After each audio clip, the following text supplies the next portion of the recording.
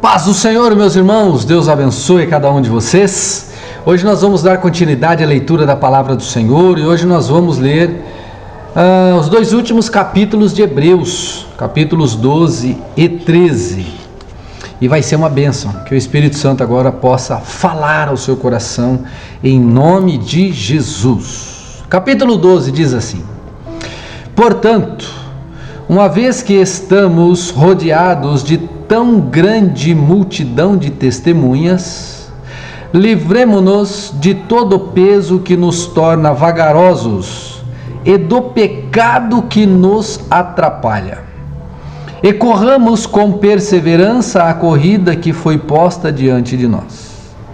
Mantenhamos o olhar firme em Jesus, o líder e aperfeiçoador de nossa fé. Por causa da alegria que o esperava, ele suportou a cruz, sem se importar com a vergonha. Agora, ele está sentado no lugar de honra, à direita do trono de Deus. Pensem em toda a hostilidade que ele suportou dos pecadores. Deste modo, vocês não ficarão cansados nem desanimados. Afinal, ainda não chegaram a arriscar a vida na luta contra o pecado. Acaso vocês se esqueceram das palavras de ânimo de Deus e que o Senhor lhes dirigiu como filhos dele? Ele disse: Meu filho, não despreze a disciplina do Senhor. Não desanime quando ele o corrigir, pois o Senhor disciplina quem ele ama e castiga todo aquele que aceita como filho. Então, enquanto suportam essa disciplina de Deus, versículo 7, enquanto suportam esta disciplina de Deus, lembrem-se de que ele os trata como filhos. Quem já ouviu falar de um filho que nunca foi disciplinado pelo pai? Se Deus não os disciplina como faz com todos os filhos, significa que vocês não são filhos de verdade, mas ilegítimos. Uma vez que respeitávamos nossos pais terrenos que nos disciplinavam, não devemos nos submeter ainda mais à disciplina do Pai de nosso espírito e assim obter vida? Eu vou ler de novo esse versículo 9, Uma vez que respeitávamos nossos pais terrenos que nos disciplinavam, não devemos nos submeter ainda mais à disciplina do nosso Pai do Pai de nosso espírito e assim obter vida? Pois nossos pais nos disciplinavam por alguns anos como julgaram melhor, mas a disciplina de Deus é sempre para o nosso bem, a fim de que participemos de sua santidade. Nenhuma disciplina é agradável no momento em que é aplicada, ao contrário, é dolorosa. Mais tarde, porém, produz uma colheita de vida justa e de paz para os que assim são corrigidos. Portanto, revigorem suas mãos cansadas e seus joelhos enfraquecidos. Façam caminhos retos para seus pés, a fim de que os mancos não caiam, mas sejam fortalecidos. Esforcem-se para viver em paz com todos e procurem ter uma vida santa, sem a qual ninguém verá o Senhor. Cuidem uns dos outros, para que nenhum de vocês deixe de experimentar a graça de Deus. Fiquem atentos para que não brote nenhuma raiz venenosa de amargura que cause perturbação, contaminando muitos. Vigiem para que ninguém seja imoral ou profano, como Esaú, que trocou seus direitos como filho mais velho por uma simples refeição. Como vocês sabem, mais tarde, quando ele quis a bênção do pai, foi rejeitado. Era tarde para que houvesse arrependimento, embora ele tivesse implorado com lágrimas. Vocês não chegaram a um monte que se pode tocar, a um lugar de fogo ardente, escuridão, trevas e vendaval.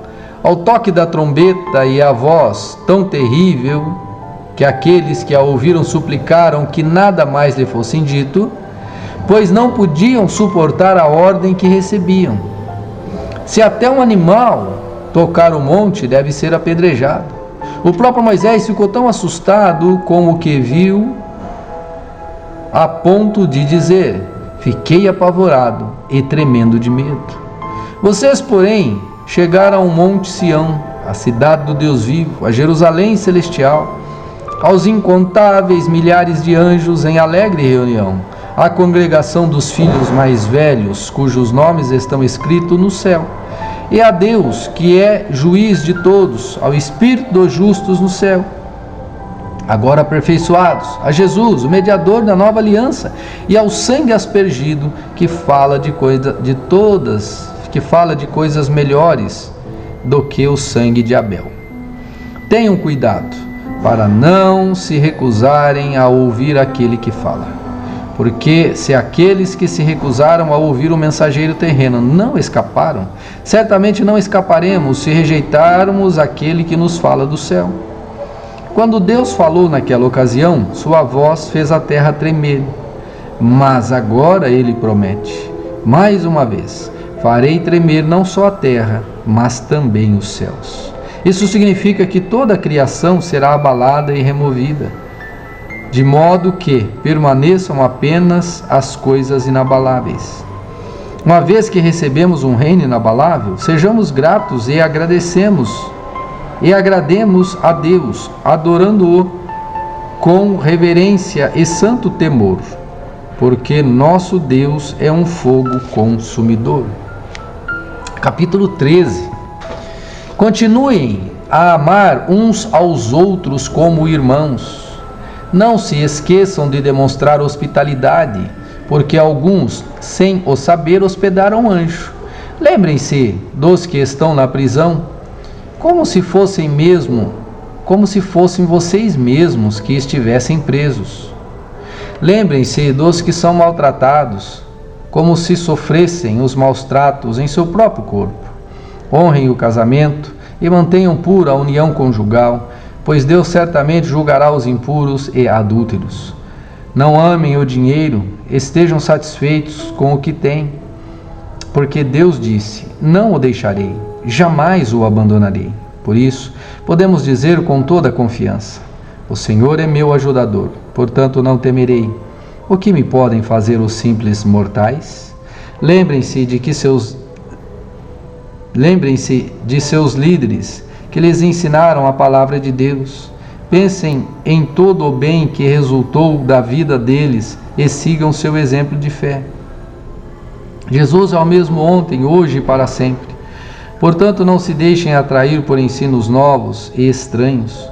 A força de vocês vem da graça de Deus e não de regras sobre alimentos em que nada ajudam aqueles que a seguem.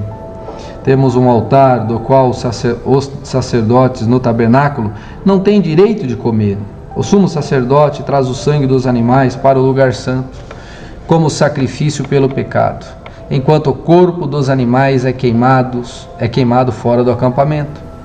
Da mesma forma, Jesus sofreu fora das portas da cidade para santificar seu povo mediante seu próprio sangue. Portanto, vamos até ele, para fora do acampamento, e soframos a mesma desonra que ele sofreu.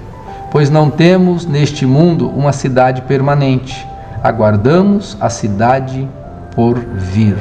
Assim, por meio de Jesus, ofereçamos um sacrifício constante de louvor a Deus, o fruto dos lábios que proclamam seu nome. E não se esqueçam de fazer o bem e de repartir o que tem com os necessitados, pois esses são os sacrifícios que agradam a Deus. Obedeçam a seus líderes e façam o que disserem. O trabalho deles é cuidar de sua alma, e disso prestarão contas. Deem-lhes motivo para trabalhar com alegria e não com tristeza, pois isso certamente não beneficiaria vocês. Orem por nós, pois nossa consciência está limpa e desejamos viver de forma honrada em tudo o que fazemos. Orem especialmente para que eu volte e possa vê-los em breve. E agora, que o Deus da paz, que trouxe de volta dos mortos nosso Senhor Jesus, o grande pastor das ovelhas, e confirmou uma aliança eterna com seu sangue, os capacite em tudo que precisam para fazer a vontade dele. Que ele produza em vocês, mediante o poder de Cristo, tudo o que é agradável a ele, e que seja a ele a glória para todo sempre. Amém. Suplico a vocês, irmãos, que prestem atenção naquilo que lhes escrevi, nesta breve exortação. Quero que saibam que nosso irmão Timóteo já saiu da prisão. Se ele vier em breve, eu o levarei comigo quando for vê-los. Transmitam minhas saudações a todos os seus líderes e a todo o povo santo. Os irmãos da Itália também mandam lembranças. Que a graça de Deus seja com todos vocês, em nome de Jesus. Amém. Amém. Deus abençoe cada um de vocês e fiquem na paz e que Deus nos conceda um dia de vitória em nome de Jesus. Até amanhã.